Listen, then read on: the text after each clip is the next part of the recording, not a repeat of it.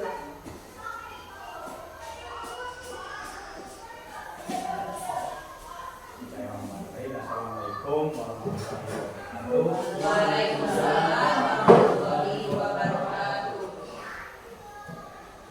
Ini Ibu selaku Ibu hukum pertama intinya mari kita saling mengucapkan satu syukur Allah hingga atas berkat limpahan rahmatnya sehingga pada pagi hari ini kita dapat bersama-sama berkumpul di dalam ruangan ini yaitu dalam rangka kami akan menyebarkan pemahaman pengalaman budaya hidup. Selanjutnya saya beri salam semoga selalu tersurahkan pada video kita Nabi Muhammad SAW. Semoga kita kelak mendapat syafaat Nabi. Baik Bapak dan Ibu yang saya hormati, terima kasih atas kesempatannya, waktunya.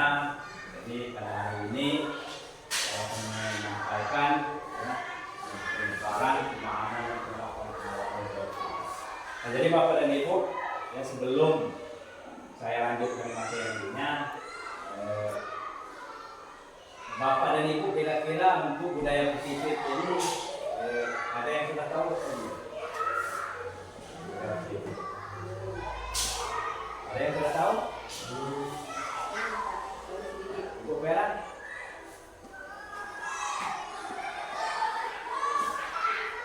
Belum ada yang tahu? Baik, kita lanjut ya. Jadi sebelum kita lanjut ke materi, perkenalkan dulu ya. Jadi ini adalah Ibu Prati, ya, fasilitator kami dari Ibu Prati Soteria, tenaga praktik, dan saya sendiri selaku PGP Angkatan 11. Nah, jadi Bapak dan Ibu ya, dalam budaya positif ini ya, ada beberapa konsep inti ya, yaitu yang pertama perubahan pada belajar ya, kemudian disiplin positif, kemudian nilai-nilai kebajikan ya, motivasi perilaku manusia, keyakinan kelas, kebutuhan dasar manusia, posisi kontrol guru, begitu juga. Nah, sebenarnya Bapak dan Ibu ya, budaya positif ini sebenarnya selama ini sudah kita terapkan di sekolah, hanya saja kadang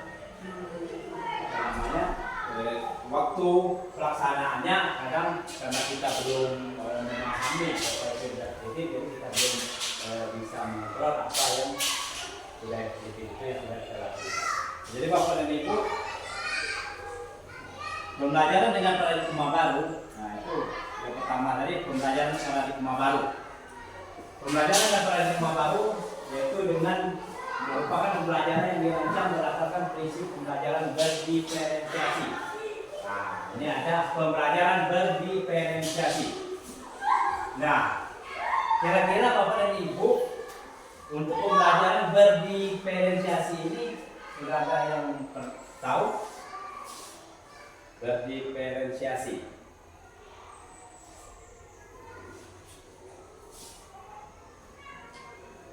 Nah, pembelajaran berdiferensiasi ini ada pembelajaran yang berubah-ubah, ada pembelajaran yang menyesuaikan dengan apa namanya, ya keadaan sesuatu, dengan kebutuhan sesuatu. Sehingga para peserta didik belajar sesuai kebutuhannya berdasarkan tahap pengembangan sesuai ya, teori kontrol psikologi modern dan untuk mewujudkan profil. Nah, sedangkan profil Pancasila ini sendiri dia terdapat 6 poin. Yang pertama itu berpendidikan global. Ya, berpendidikan global ini berarti siswa kita itu anak Bapak dan Ibu ya, harus sekarang ini harus berwawasan global. Berarti dia mengetahui jangan hanya di ruang lingkup di daerah kita saja, seperti Indonesia saja, melainkan harus mengikuti perkembangan ya, perkembangan zaman, perkembangan dunia. Dan selanjutnya bergotong royong.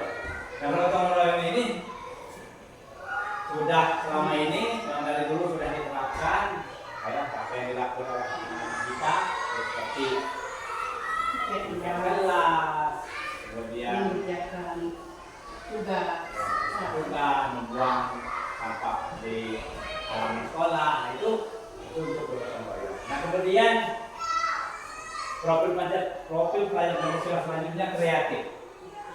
Nah, kreatif ini anak-anak kita dituntut sekarang ini harus kreatif.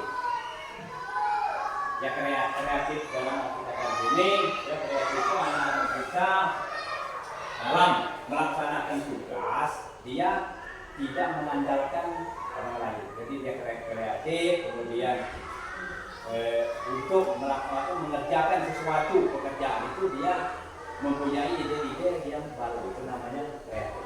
Nah, kemudian anak-anak bernalar kritis. Nah, bernalar kritis ini anak-anak Bapak dan Ibu, kadang kan siswa kita, kalau kita bertanya, mereka bertanya, kita jawab. Setelah kita jawab, kita kembali dengan siswa tersebut, apakah sudah puas atau sudah menerima? Pasti anak-anak kita menjawab, ya Bu, ya Pak, saya sudah paham, sudah puas. Nah, itu belum dikatakan bernalar kritis. Bernalar kritis itu apabila dia bertanya, kemudian kita jelaskan, kemudian kita kembalikan kepada siswa kita yang bertanya lagi, dia akan merespon. Kalau memang belum sesuai dengan apa yang dia harapkan, dia sampaikan, dia tidak takut. Nah, itu yang perlu kita tumbuhkan di profil pada Pancasila. Bernalar kritis ini. Jadi dia berani mengungkapkan yang menurut dia belum pas, walaupun dia menyampaikan itu adalah Bapak. Nah, kemudian mandiri. Nah, mandiri ini ya tentunya ya dari sejak dini mandiri ini harus kita terapkan. Ya, kita ambil contoh saja, anak-anak kita sudah bisa memakai sepatu sendiri, memakai baju sendiri. Nah, itu sudah dikatakan mandiri. Jadi jangan kelas 1 mau sekolah dia sepatunya masih mau dipakai sama tuanya. Nah, jadi harus kita kebiasaan. Jadi dari ini dia sudah mandiri. Nah, selanjutnya beriman, bertakwa kepada Tuhan Yang Maha Esa, berakhlak mulia. Nah, ini sudah pasti karena kita sebelum memulai pelaksanaan pembelajaran, ya, kita pastikan berdoa, pulang sekolah berdoa.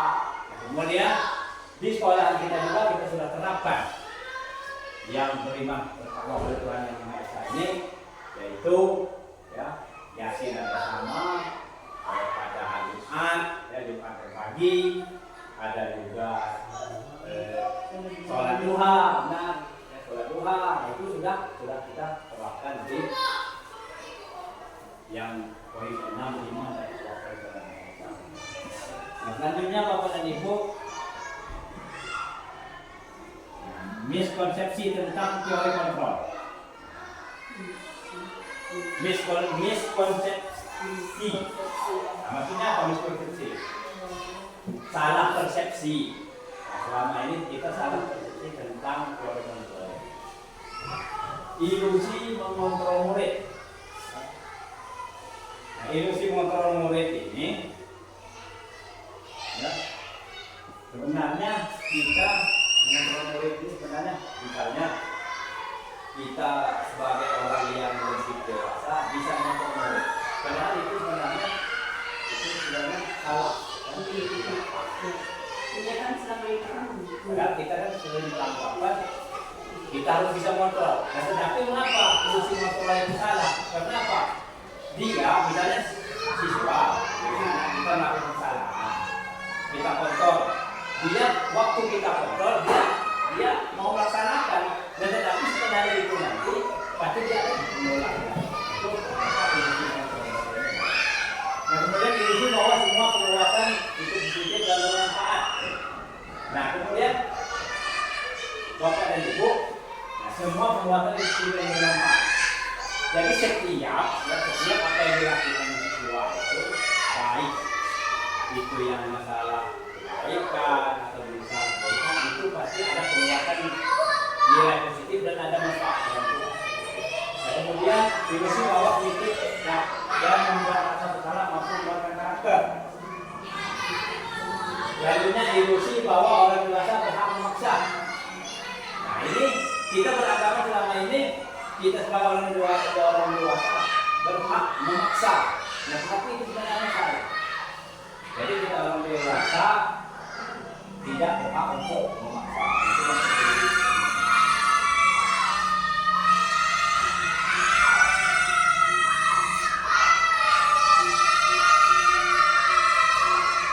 Selanjutnya, disiplin positif. Ya. Disiplin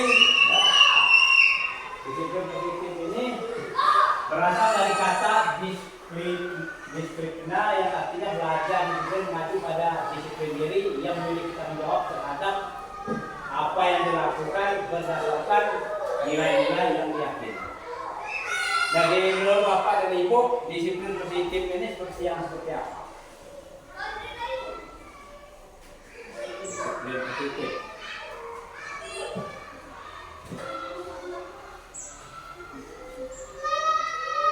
Disiplin yang mengarah pada hal yang positif. Ya, Ibu Risa disiplin.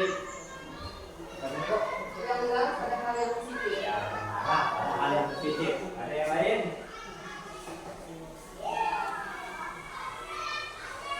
Disiplin yang kita tumbuhkan, guru menumbuhkan menerapkan disiplin pada murid, tapi anak itu melakukan berdasarkan keinginannya sendiri, bukan karena paksaan kita, kesadaran dan keinginan sendiri. Memang timbul dari dalam diri. Iya, itu berdasarkan motivasi guru. Baik, Ibu ya. Disiplin positif merupakan salah satu cara menerapkan disiplin yang bertujuan untuk menumbuhkan kesadaran serta memperdayakan peserta diri tanpa imbalan, penghargaan reward, yang ancaman atau hukuman. Benar apa yang disampaikan oleh Bu Sida tadi. Disiplin positif itu adalah memang disiplin yang timbul dari dalam diri ya oleh siswa bahwa dia untuk melakukan hal-hal yang positif.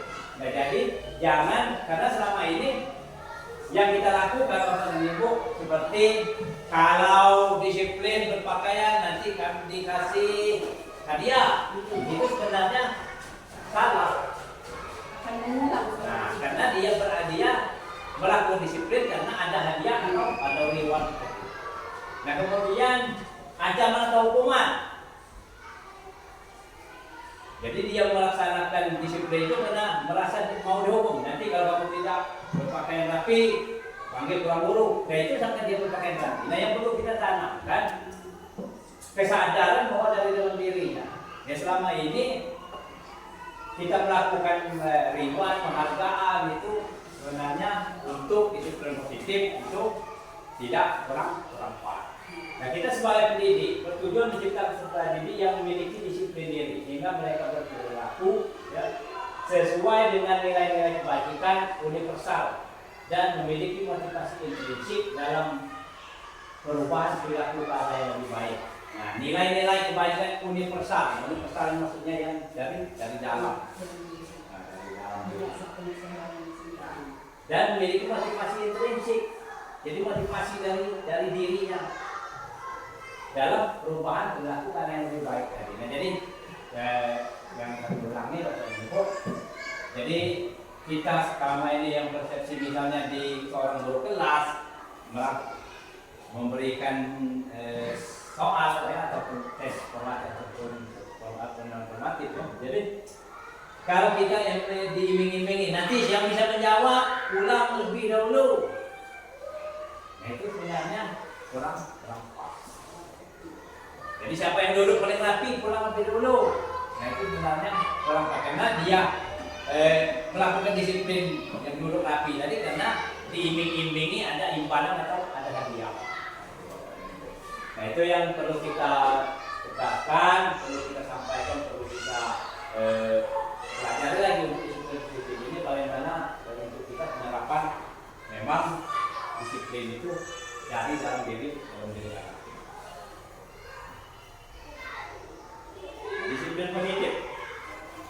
Disiplin positif bertujuan untuk menunjukkan kesadaran serta memberdayakan peserta didik tanpa imbalan, penghargaan luar, ancaman atau hukuman. Kemudian cara penerapan disiplin yang mengajarkan anak bertanggung jawab dan menumbuhkan kesadaran diri berdasarkan nilai-nilai nilai-nilai kebajikan. Dapat membuat murid memahami dan menyadari berdasarkan motivasi internal, bukan akibat paksaan, ujian ataupun dorongan. Masih semangat Bapak Ibu? Masih.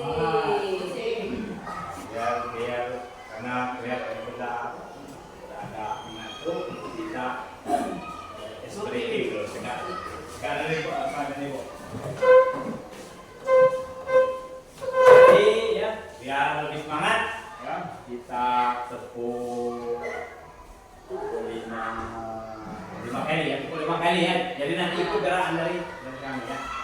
Tepuk 1, tepuk 2, tepuk 3,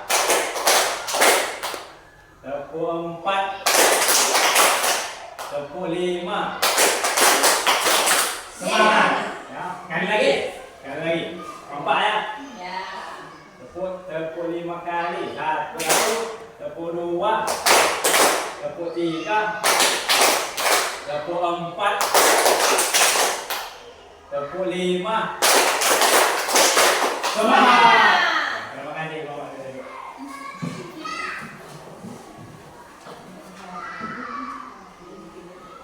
Nah, nilai-nilai kebajikan universal. Akhirnya dewan dalam maupun Diane Rosen, di mana kedua pakar ini mengartikan disiplin sebagai bentuk kontrol diri, yaitu belajar untuk mengontrol diri agar dapat mencapai suatu tujuan mulia. Tujuan mulia di sini mengacu pada nilai-nilai atau prinsip-prinsip mulia yang dianut seseorang. Nah, kita namakan nilai-nilai tersebut sebagai nilai-nilai kebajikan.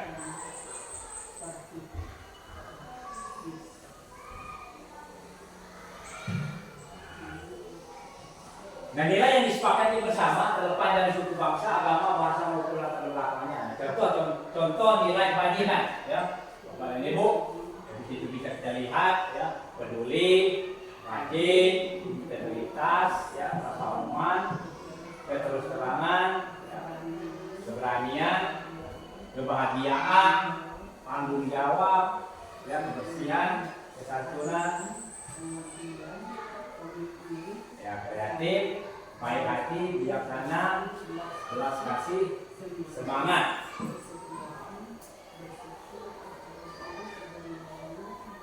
Prinsip toleransi, belas kasih, kejujuran, bersahaja, bertujuan dermawan, keteraturan, lurus hati, tenggang rasa, harga diri, kedamaian, kekerasan, gotong royong, hati, kejujuran, dan pengabdian. Nah, jadi nilai-nilai kebajikan ini, ya, ini kan bisa kita terapkan jadi dengan dia peduli, rajin, integritas. Nah, ini memang Bapak dan Ibu tanpa kita sadari sebagian dari nilai-nilai kebajikan ini ya, sudah tadi kita terapkan. Anak-anak juga sudah melakukan. Nah, hanya saja kita perlu peningkatan lagi agar nilai-nilai kebajikan ini memang dilaksanakan dengan sebaik-baiknya.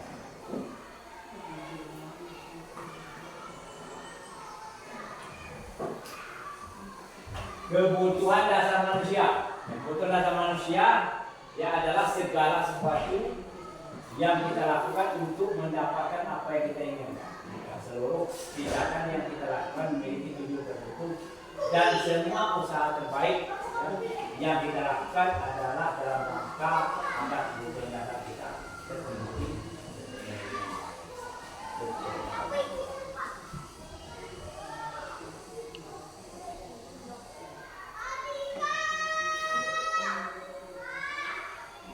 Kebutuhan dasar manusia. Nah, jadi kebutuhan dasar manusia itu ya ada 5, yaitu bertahan hidup, kasih sayang dan rasa diterima, keleluasaan, kebebasan dan bertahan hidup, makanan, ya, pakaian, tempat tinggal, keamanan dan kesehatan. Nah, jadi kebutuhan dasar manusia ini ya, kita kadang misalnya di sekolah kita ada siswa yang membawa nasi, membawa kemudian ada kawannya atau temannya yang tidak membawa dan meminta bahkan mengambil dan menghabisi dari apa namanya nasi temannya yang membawa. Nah jadi itu kita lihat dulu. Jadi dia melakukan itu kan pasti ada alasan. Nah, ada unsur penyebab, ada alasannya, ya ada tujuannya, yaitu apa? Dia untuk bertahan hidup. Ya. Nah kemudian kasih sayang dan rasa diterima. Nah kadang siswa itu melakukan suatu kesalahan atau kenapa? Karena dia menginginkan kasih sayang dan rasa diterima. Kita saya contoh, misalnya kita membuat di dalam kelas itu kelompok belajar. Nah dalam kelompok belajar itu misalnya terdiri dari 5 kelompok belajar. Nah ada satu orang anak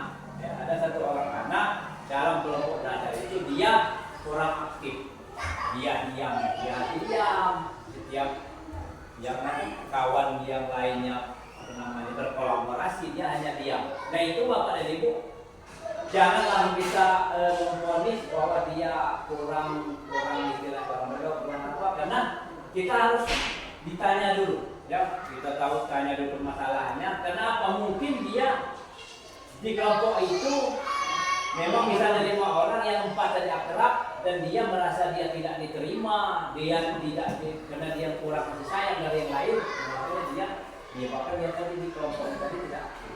Nah itu berarti dia kebutuhan dia adalah kasih sayang dan rasa diterima. Nah jadi kalau dia misalnya merasa diterima, pasti dia akan aktif. Nah, jadi nanti kalau misalnya terjadi dia di kelas Bapak dan Ibu, umpamanya ada seperti itu, nanti harus tanya dulu kebutuhan dasar. Kemudian penguasaan, harga diri, memimpin, keinginan untuk dianggap, diakui, didengar dan berprestasi.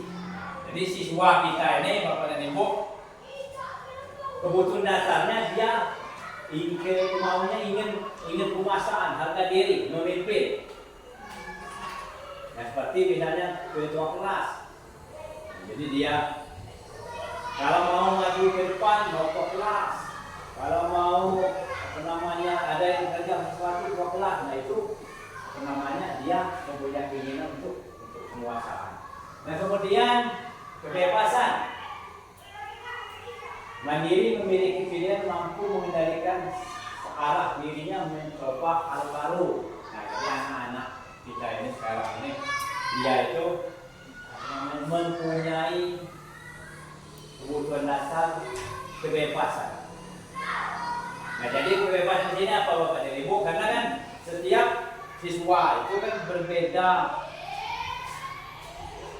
kebutuhan dasarnya, tentang misalnya ada yang senang olahraga, ada yang senang matematik, ada yang senang belajar agama, ada yang bahasa Indonesia. Nah dia maunya mempunyai kebebasan untuk menentukan apa pembelajaran yang dia suka. Nah di sini yang disebut mengendalikan dirinya untuk hal baru, itu kebebasan. Kemudian kesenangan, bermain, ketawa, humor, antusias. Nah anak-anak kita, Bapak dan Ibu, dia membutuhkan kesenangan. Ya, misalnya ada yang mau bermain, ketawa, humor, antusias. Jadi dalam pembelajaran itu bisa diterapkan seperti humoris ataupun antusiasme. Itu Bapak dan Ibu untuk kebutuhan dasar manusia. Nah, motivasi perilaku manusia. Motivasi perilaku manusia, ya, yaitu motivasi ekstrinsik, ya, motivasi intrinsik. Nah, motivasi ekstrinsik ini yaitu untuk menghindari ketidaknyamanan hukuman, ya, untuk mendapatkan imbalan penghargaan dari orang lain. Murid melakukan disiplin karena takut dihukum. Murid melakukan disiplin karena ingin dapat imbalan. Nah, ini motivasi intrinsik tadi. Jadi mereka, ya, anak-anak menghindari melakukan disiplin karena takut dihukum. Nah, tadi kan sudah disampaikan. Jadi perlu kita hindari yang motivasi ekstrinsik tadi. Nah kemudian melakukan disiplin dan ingin dapat imbalan tadi. Baik, jadi kata anak-anak, jadi mereka melakukan misalnya berpakaian rapi itu nanti dilihat oleh bapak atau itu LPA masuk baju jadi hukum itu kan motivasi ekstrinsik. Jadi yang perlu kita tanamkan yaitu ya, motivasi intrinsik ya, menjadi orang yang mereka inginkan menghargai diri sendiri dengan nilai-nilai yang mereka percaya.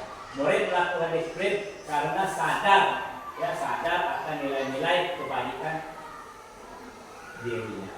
Nah, jadi dia melakukan disiplin itu dia melakukan disiplin karena sadar akan nilai-nilai kebajikan dari dirinya. Jadi kami ulangi ya, dari selama ini kita memotivasi ekstrinsik kepada siswa kita yang ingin perjalanan itu adalah kurang serakah.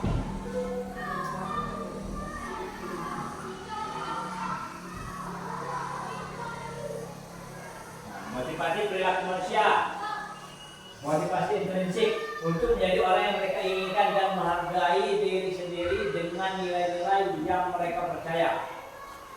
Hindari ya, hukuman dan pemberian penghargaan berlebihan agar meminimalisir motivasi eksternal dalam diri murid.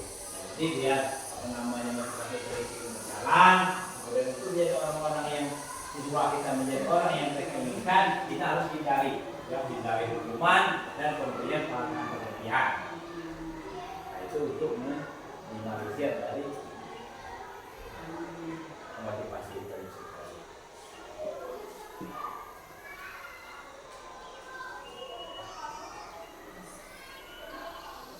Semangat Bapak Ibu yang masih panjang ini. Konsep disiplin dengan identitas kakak.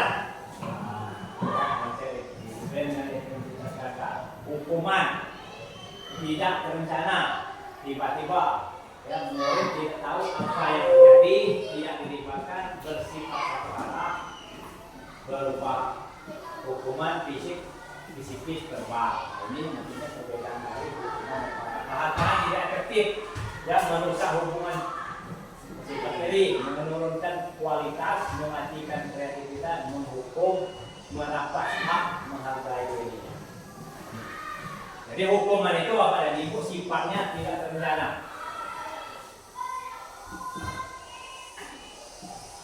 Misalnya siswa membuang sampah sembarangan, kemudian ada guru yang memanggil, kemudian dia misalnya memberikan hukuman, ya itu kan tidak ada rencana, itu menghukum siswa dengan rencana apa karena terjadi juga tidak terencana, namun dia akan spontan. Kemudian murid tidak tahu apa yang terjadi, tidak dilibatkan. Ya murid juga mereka masalah hukumnya mereka juga dia misalnya ke sekolah hari ini dia tidak tahu kalau dirinya mau dihukum karena dia belum tahu terencana apa yang akan dia lakukan itu akan melanggar asas tertib. Dan kemudian hukuman itu bersifat satu arah, yang bersifat satu arah itu kemudian berupa hukuman fisik, psikis, verbal. Nah ini hukuman fisik ini seperti kita mengikuti ya, yang verbal. Nah kemudian penghargaan ini tidak efektif, merusak hubungan sifat diri. Nah jadi mengapa data tidak efektif penghargaan tadi yang dibuat tadi? Ya kadang menimbulkan rasa iri, ya, sifat iri dari kawan-kawannya. Kemudian menurunkan kualitas, yang menyatikan kreativitas dan merampas hak harga dirinya. Itu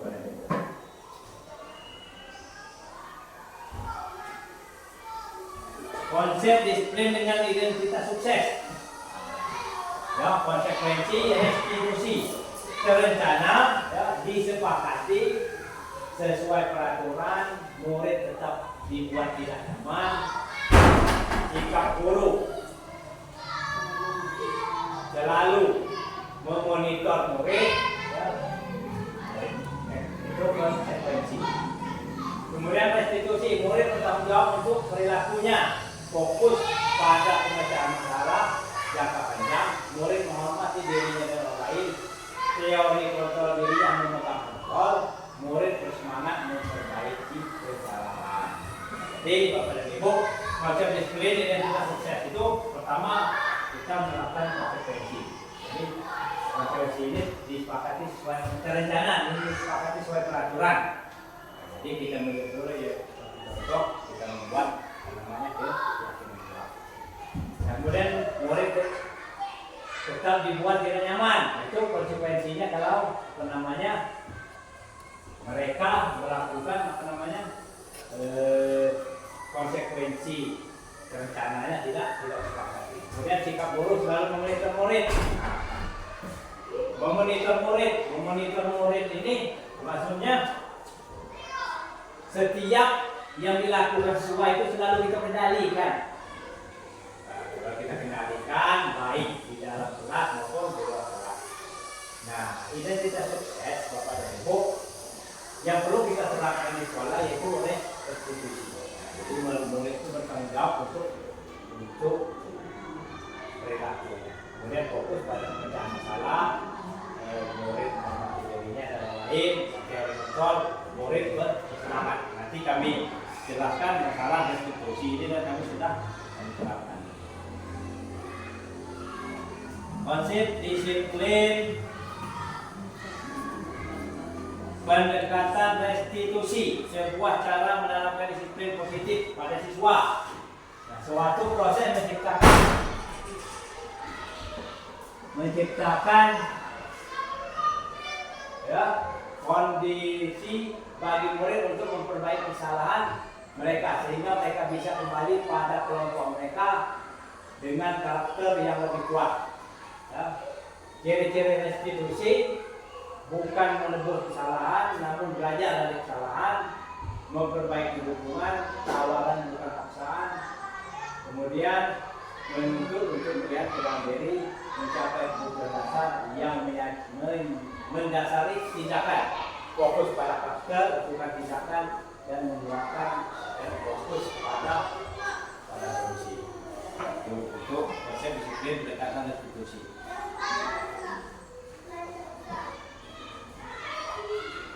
Nah, ini Bapak dan Ibu. Ya. Perbedaan.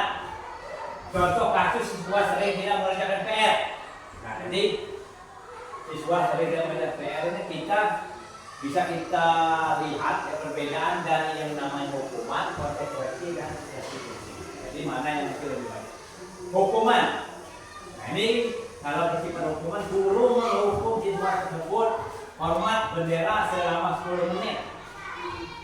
Jadi karena siswa tadi tidak PR, kalau dia bersifat hukuman seperti ini, atau guru marah dan murid menjadi takut, nah, itu kalau hukuman.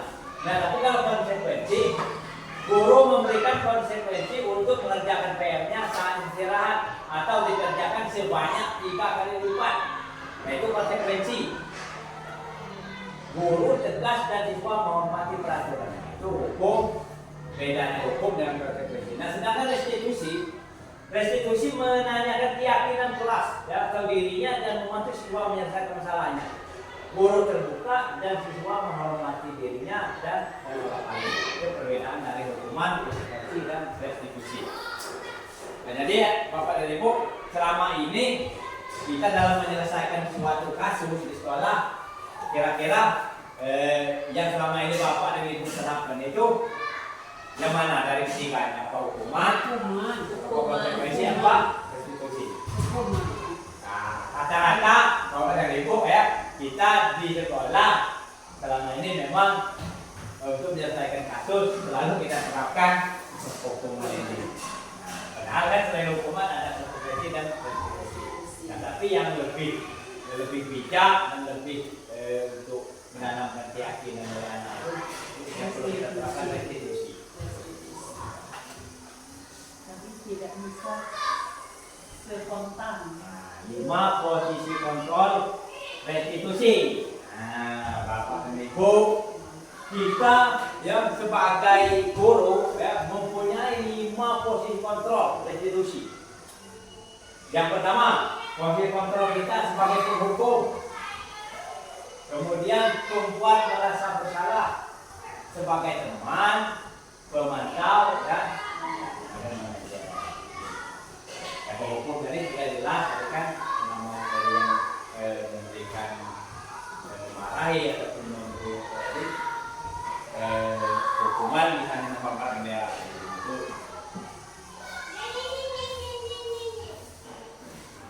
Ini sebagai posisi kontrol kita sebagai penghukum.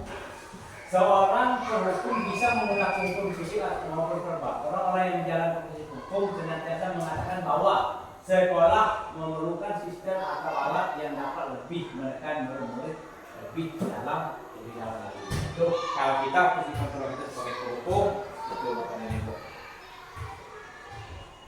Selanjutnya perempuan merasa bersalah.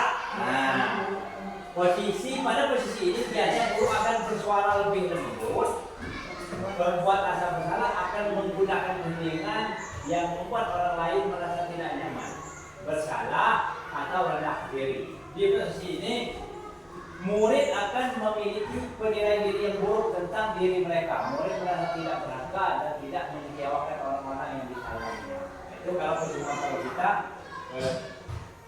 membuat merasa bersalah. Selanjutnya sebagai teman. Jadi posisi kontrol kita sebagai teman. Nah, pada posisi ini tidak akan menyakiti murid, ya. Namun akan tetap berupaya mengontrol murid melalui persuasi. Posisi teman pada guru bisa negatif ataupun positif. Positif di sini berupa hubungan baik dan terjalin antara guru dan murid. Nah, hal negatif dari posisi teman adalah bila suatu saat guru tersebut tidak membantu, maka murid akan kecewa. Nah, jadi memang di posisi kontrol kita sebagai teman itu ada dampak positif dan ada dampak negatif. Nah, murid merasa kalau kita sudah anggap murid itu sebagai teman, jadi kalau suatu saat kita tidak membantu, ya mereka merasa dikecewakan dan tidak mau lagi berusaha. Hal lain yang mungkin timbul adalah murid hanya akan bertindak untuk guru tertentu. Jadi kalau dia sebagai teman, jadi dia mau melakukan sesuatu itu dengan guru yang akrab,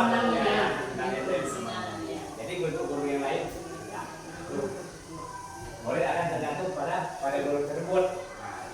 Itu posisi kontrol kita sebagai teman, sebagai pemantau. Posisi pemantau berdasarkan pada peraturan konsekuensi dengan menggunakan sanksi konsekuensi. Ya. Kita dapat memisahkan hubungan pribadi kita dengan murid dan sebagai seorang yang menjalankan fungsi pemantau.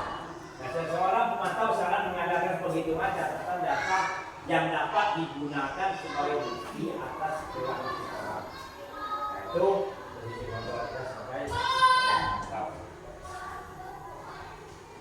Nah, yang terakhir, ya, manajer.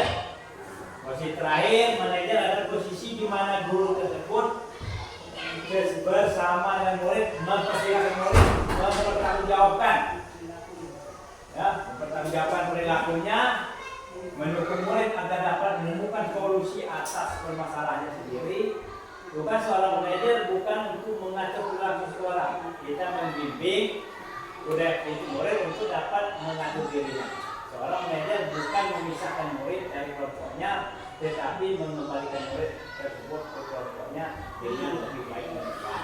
Jadi kita fungsi manajer ini Bapak dan Ibu, kita mempersilahkan, misalnya ada anak mempunyai kasus di sekolah, jadi kita mempersilahkan anak itu bertanggung jawab atas perbuatan yang dilakukannya dan dia kita minta untuk mencari solusi dari permasalahan itu. Jadi kita itu untuk bertindak kita sebagai manajer.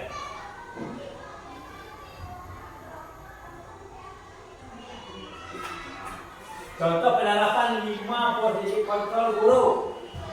Kasus siswa tidak memakai atribut lengkap saat mengenal bendera. Hormat bendera selama 1 jam.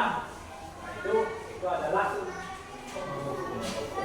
beberapa kali ibu bapak harus memberitahu kami. Selalu saja mengecewakan ibu bapak itu kita membuat anak itu merasa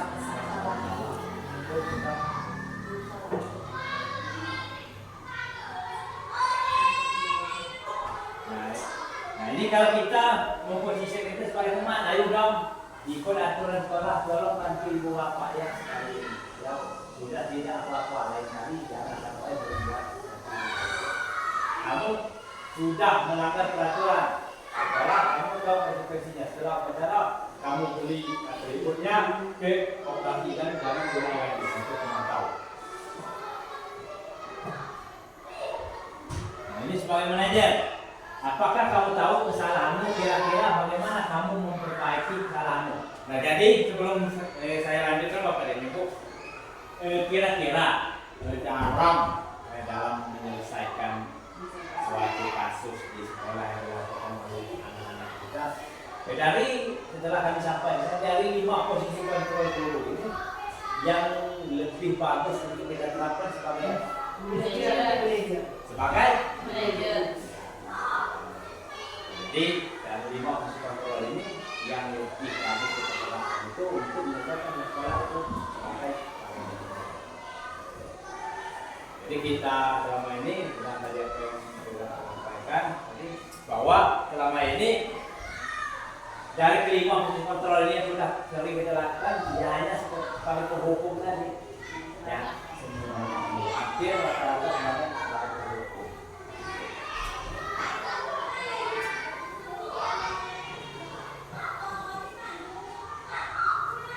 Nah, ini Bapak dan Ibu, posisi kontrol guru itu dia mandiri, tertib, kolaboratif, inovatif, ya, kemudian berpihak pada murid. Nah, sekarang ada pertanyaan, guru seperti apakah kita? Itu kita bisa berandai ya, oh, selama ini saya ini guru seperti apa? Guru baik, guru Islam yang baik. Untuk anak-anak depan yang sudah terjadi itu yang mana? Guru apa seperti kita? Nah ini ya posisi kontrol. Nanti saya kasih contoh ya. Posisi kontrol apakah saya kecewa sekali dengan kamu. Nah ini posisi kontrol Bapak Ibu kalau kata-kata saya kecewa sekali dengan kamu ini posisinya sebagai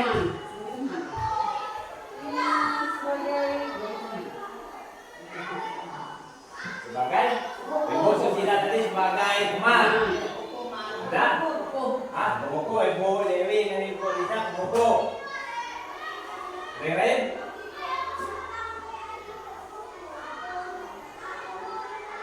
Coba dibaca lagi. Saya kecewa sekali dengan kamu.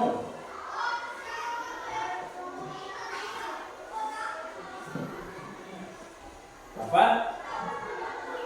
Yang lain?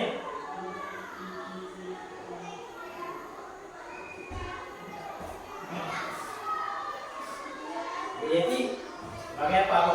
Cuma fungsi kontrol tadi apa sebagai penghukum, teman, sumber rasa bersalah, manajer.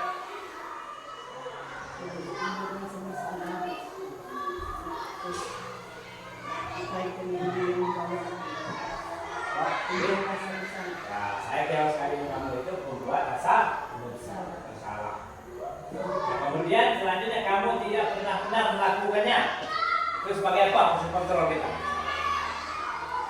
Misalnya kan ada anak-anak yang melakukan kesalahan, jadi kita berbicara, kamu tidak pernah benar melakukannya. Itu berarti fungsi kontrol kita sebagai pemantau. Jadi anak tadi berarti sudah posisi kontrol sebagai pemantau, kemudian yang sebagai pemantau. Apa rencanamu untuk menyelesaikan masalah ini? Jadi fungsi kontrol kita apa yang kita? Dari fungsi kontrol tadi. Apa rencanamu untuk menyelesaikan masalah ini? Sebagai mana? Kemudian ayolah lakukan demi Bapak Ibu. Jadi ini jelas ya bahwa ayolah lakukan demi Bapak dan Ibu ya. Ini kita kita sebagai. Dan selanjutnya Kamu tidak pernah mendapat nilai jika tidak mengerjakan tugas. Hukuman. Nah, jadi ini tindak kita otoritas sebagai penghukum. Ya. Selanjutnya keyakinan kelas. Nah, mengapa keyakinan kelas bukan peraturan kelas? Ada yang tahu perbedaan keyakinan kelas dan peraturan kelas?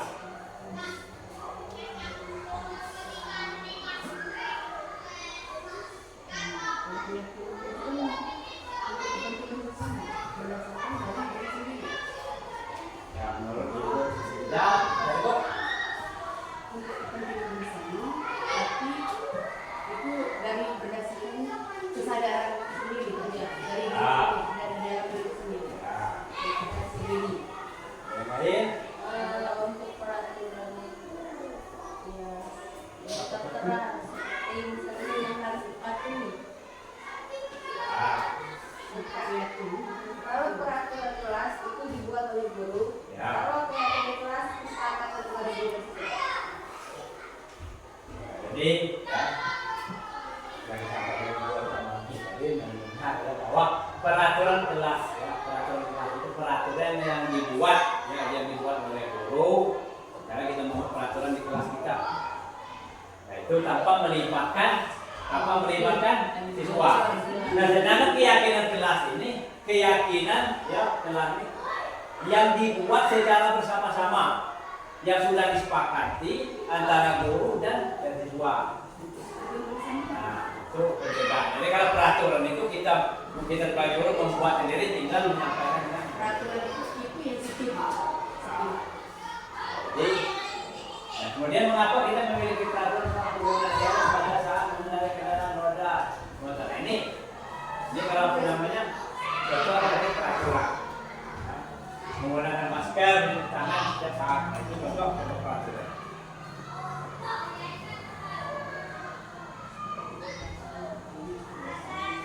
Yang mana yang merupakan keyakinan kelas? Mengapa? Kami guru dan murid saling menyayangi. Nah itu keyakinan kelas enggak?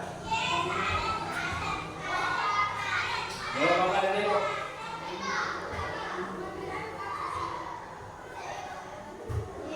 Ya, Hah? ya, ya. Yang mana merupakan keyakinan kelas? Nanti berbalik.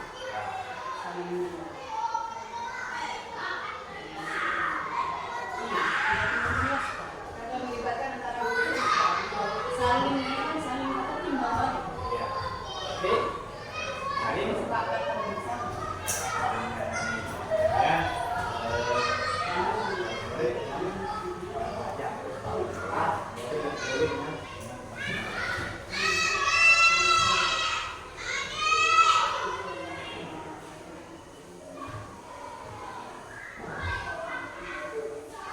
Contoh keyakinan kelas, disiplin, ya, waktu belajar, ya, dengan jelas semangat untuk diri, saling menjaga kebersihan, saling menghormati, saling membantu dan selalu menerapkan itu keyakinan kelas. Contoh dari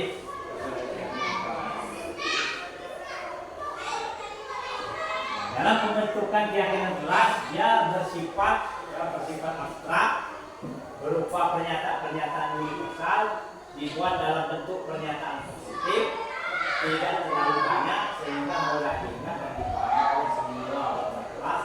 Sesuatu yang dapat diterapkan di lingkungan sesuai dengan kondisinya. Semua warga kelas hendaknya ikut berkontribusi dalam pembuatan suatu keyakinan kelas. Nah, jadi Bapak dan Ibu, bersifat lebih abstrak, berupaya pernyataan-pernyataan mereka dibuat dalam bentuk pernyataan positif. Nah misalnya siswa kita waktu kita membuat keyakinan kelas, ya, dan ini seperti tadi kan kerjasama dari siswa dan guru. Misalnya kelas apa namanya tidak datang terlambat. Nah itu keyakinan kelasnya tidak datang terlambat. Nah tetapi kita harus buat apa namanya, pernyataan positif berarti apa? Dia datang tepat. Oh, kan? Disiplin. Maksudnya pernyataan. Nah, selanjutnya segitiga restitusi. Ya. Suatu proses dialog yang dijalankan oleh guru agar dapat menghasilkan murid yang mandiri dan bertanggung jawab. Ya, tahapan segitiga restitusi, ya, menstabilkan identitas, ya, validasi tindak masalah dan menanyakan keyakinan. Ini segitiga restitusi ini, Bapak dan Ibu, ini kita terapkan dalam penyelesaian kasus sekolah. Ya. Jadi pertama itu kita menstabilkan identitas dulu, ya, kemudian validasi tindakan yang benar, baru kemudian menanyakan keyakinan. Karena Bapak dan Ibu, setiap siswa melakukan sesuatu, baik itu positif maupun negatif, dia pasti mempunyai alasan dan mempunyai keyakinan. Nanti kami ungkapkan kasus-kasusnya. Menstabilkan identitas berdasarkan prinsip membuat kesalahan adalah bagian dari proses pembelajaran. Membuat kesalahan itu wajar. Nah, ini kata-kata yang kita keluarkan, kita sampaikan kepada siswa yang melakukan kesalahan ataupun kasus. Nah, itu menstabilkan identitas itu bisa kita gunakan dengan kata-kata membuat kesalahan itu wajar. Tidak ada manusia yang sempurna. Ibu bapak juga pernah melakukan itu. Nah, itu untuk kita menstabilkan identitas. Lalu kemudian validasi tindakan yang salah. Berdasarkan prinsip setiap perilaku berupaya menurut suatu kebutuhan. Nah, ini kata-kata untuk kita untuk memvalidasi tindakan yang salah. Kamu pasti punya alasan mengapa melakukan hal itu. Padahal kamu bisa melakukan yang lebih buruk dari ini ya. Kamu melakukannya karena mempertahankan sesuatu yang penting bagi kamu. Itu validasi tindakan yang salah. Kemudian Bapak dan Ibu menanyakan keyakinan. Nah, berdasarkan prinsip teori kontrol bahwa pada dasarnya kita termotivasi secara intrinsik. Apa keyakinan kelas kita? Nah, kita kembalikan kepada anak yang melakukan pelanggaran, kita kembalikan kepada keyakinan kelas, kemudian nilai-nilai apa yang telah disepakati.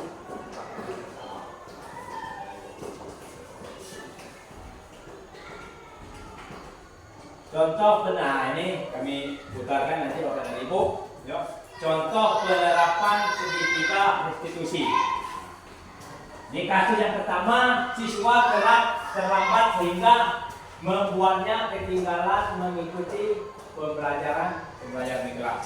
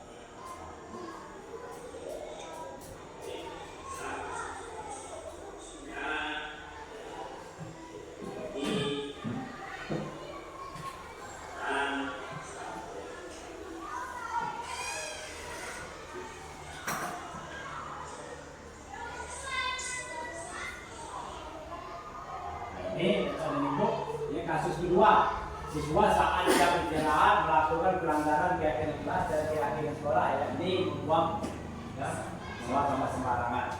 Itu ada penyelesaian kasusnya dan menggunakan segitiga institusi tadi.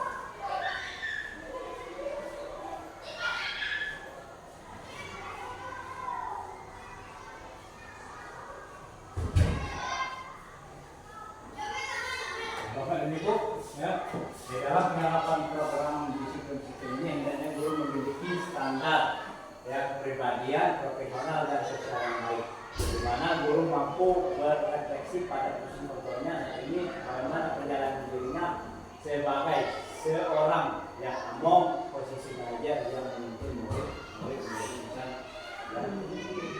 yang merdeka dan tanggung jawab. Sebelum kita sampai ke penghujung dari kegiatan pemaparan saya punya ini, nanti kami mohon dengan Bapak dan Ibu ada perwakilan nanti yang menyampaikan umpan balik ataupun istilahnya tanggapan dari Bapak dan Ibu atas materi yang sudah disampaikan. Kemudian yang bersedia silakan.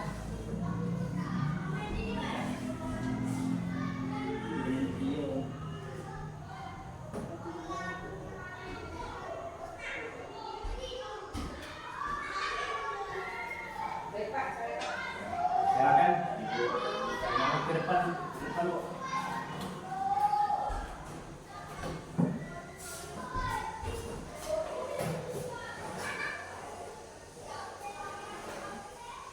Assalamualaikum warahmatullahi wabarakatuh. Waalaikumsalam warahmatullahi wabarakatuh.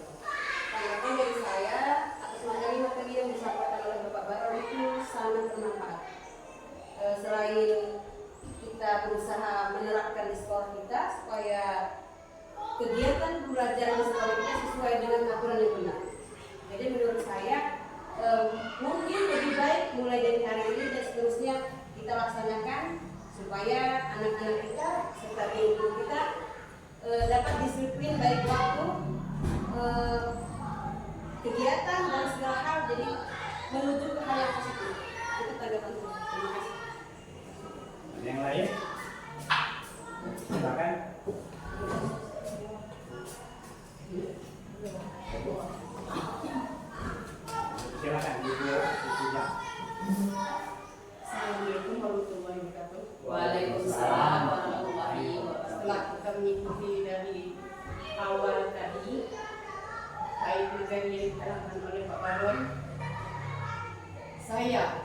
sebagai guru yang sudah lama mengajar, memang betul selama ini yang jelas yang kita lakukan tadi secara hukum.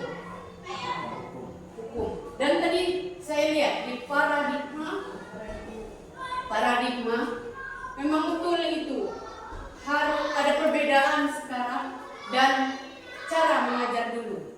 Yang sekarang itu yang lebih bagus, anak-anak tidak bisa dengan seperti membalikkan telapak tangan dengan lambat laun. Adik-adik guru-guru yang ada di sini, ikutilah arahan dari guru yang sudah ditugaskan sebagai guru penggerak, karena ini memang lebih bagus dari cara-cara mengajar, karena yang kurtilas itu dan yang sudah-sudahnya itu masih ada sedikit peninggalan cara-cara penjajah mengajar kita. Nah, sekarang dengan adanya kurikulum merdeka ini, kita ya rubah dengan sedikit demi sedikit cara kita mengajar, baik sikap kita mengajar, cara kita mengajar kepada anak, dan cara kita menerapkan ilmu kepada anak. Itu saja. Ya. Assalamualaikum warahmatullahi wabarakatuh. Waalaikumsalam warahmatullahi wabarakatuh. Baik, Bapak dan Ibu, ya. Jadi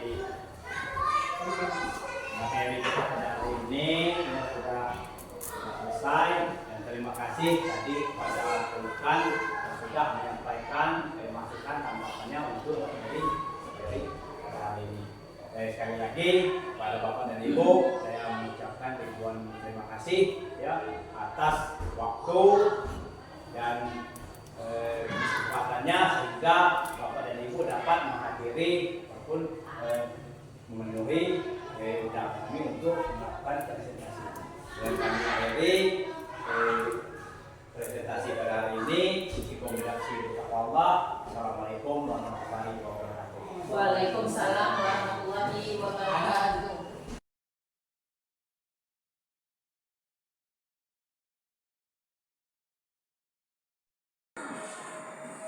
Assalamualaikum warahmatullahi wabarakatuh.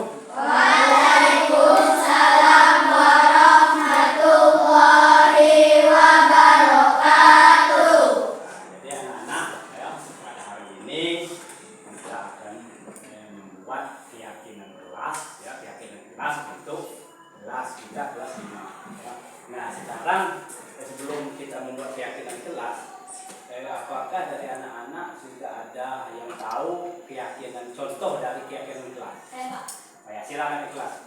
Tidak ada penjelasan. Nah, betul apa yang disampaikan oleh kelas tadi, ya salah satu contoh dari keyakinan kelas yang bisa kita buat, yaitu tidak datang terlambat. Jadi nanti seluruh anak-anak ya Bapak bagikan ya ini apa namanya kartunya, nanti silakan anak-anak tulis berdasarkan keinginan anak-anak, keyakinan kelas kita yang akan kita buat itu seperti apa.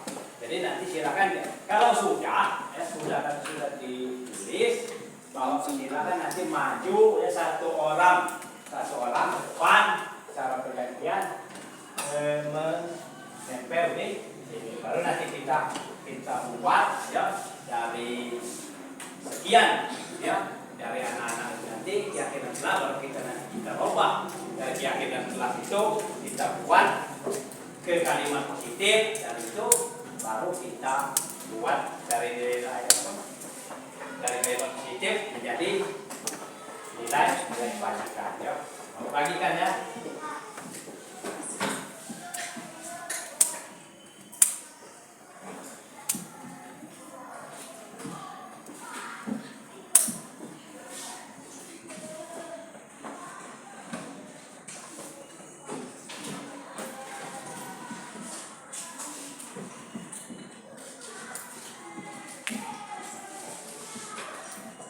Yang sudah dapat disilakan menuliskan keyakinan kelas yang akan kita buat menurut Anak-anak silakan. Sudah dapat silakan koleksi.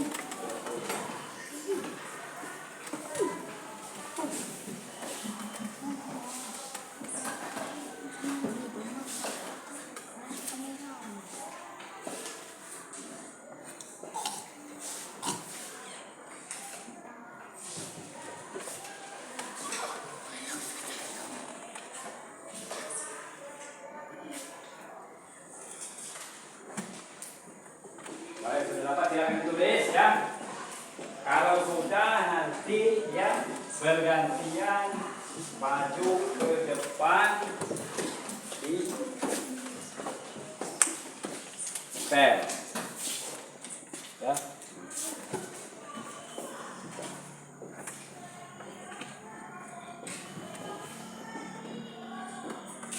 Sudah, ya silakan dari barisan paling kanan. Satu-satu ditempel ke depan, silakan.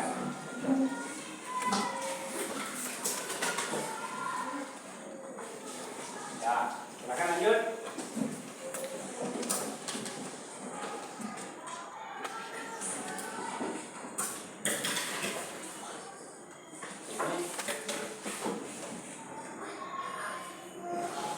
Lanjut.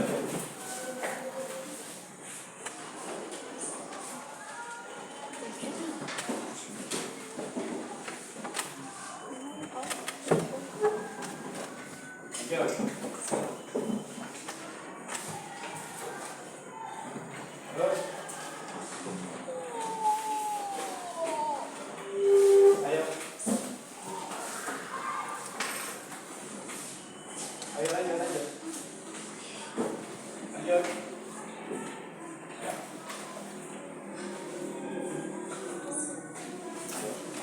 Aisyah.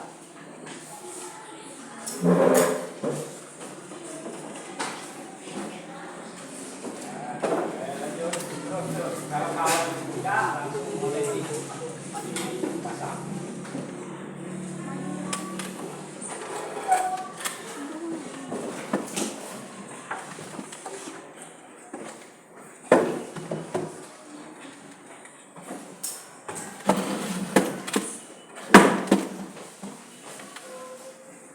Terus. Sudah semua.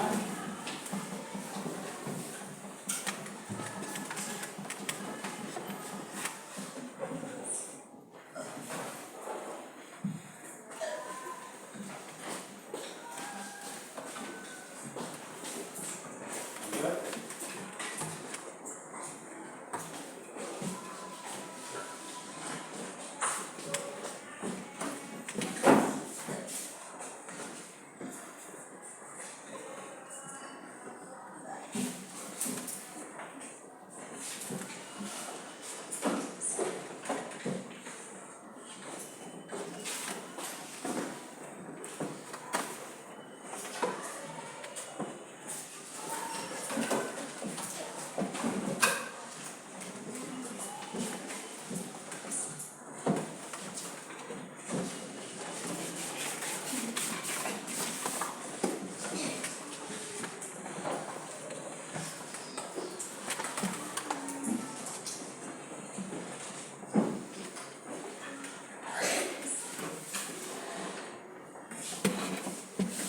Baik anak-anak ya, ini ya keyakinan kelas ya, yang apa namanya yang dibuat anak-anak sudah diberikan di sini ya. Belum ini kita keyakinan kelas berdasar anak-anak di sini tidak boleh berkelahi, tidak boleh membuli, datang tepat waktu ya. Karena tepat waktu ini kita buat kesimpulan ya. Sambil di sini berarti kalimat positifnya, kalimat positif, kalimat positifnya datang tepat waktu. Datang tepat waktu. Kemudian dari keyakinan kelas yang anak-anak buat di sini selanjutnya yaitu kelas yang tenang dan damai. Ya. Kelas yang tenang. Ya. Kelas yang tenang. Selanjutnya, Ya. menjaga kebersihan kelas. Menjaga kebersihan kelas. Ya. Selanjutnya dari itu, saling menghormati.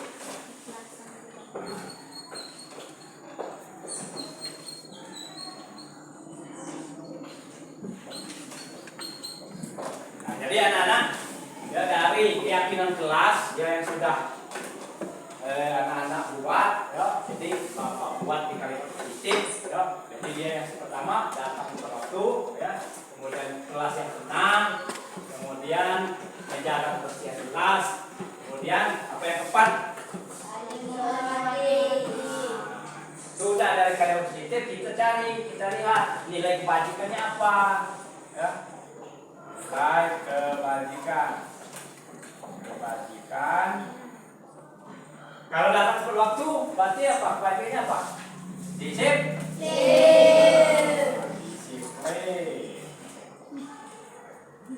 Nah, disiplin ini anak-anak, ya.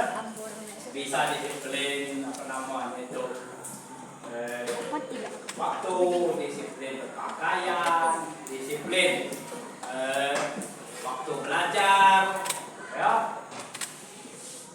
Kemudian kelas yang tenang berarti saling menghormati.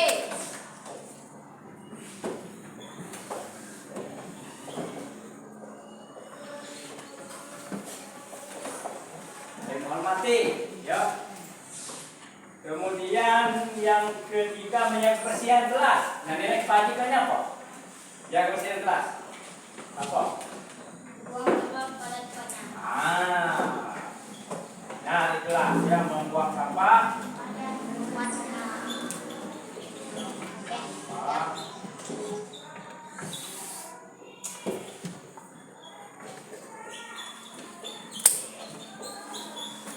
Nah, kemudian yang kelima saling menghormati apa?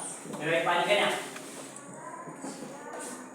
Saling apa? Saling menghargai,